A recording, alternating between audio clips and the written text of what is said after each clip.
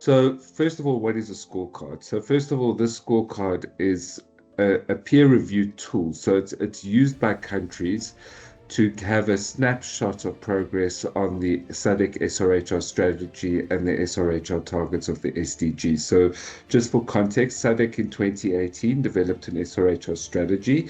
In that strategy, they agreed on 20 outcome indicators that they want to measure to see whether the region is on track or off track in meeting the aims and objectives of its strategies.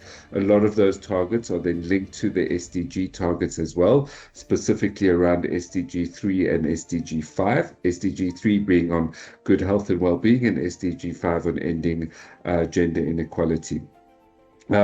So the scorecard, all of this was conceived in 2018 and was really driven by the governments of Eswatini, South Africa, and one other country, which I'm Namibia.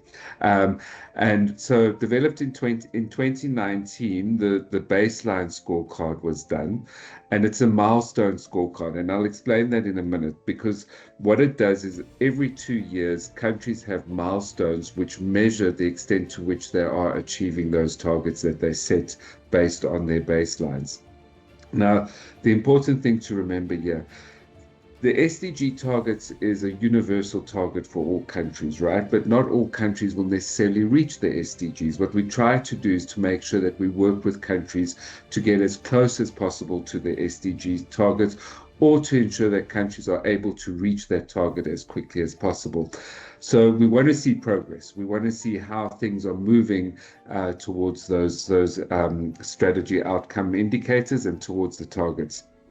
It is then also a social accountability tool. So it uses a traffic light system to track the 20 indicators for the 16 member states of the SADC region. So this was formally adopted by the SADC Ministers of Health in 2018, and like I said, baseline scorecard done in 2019.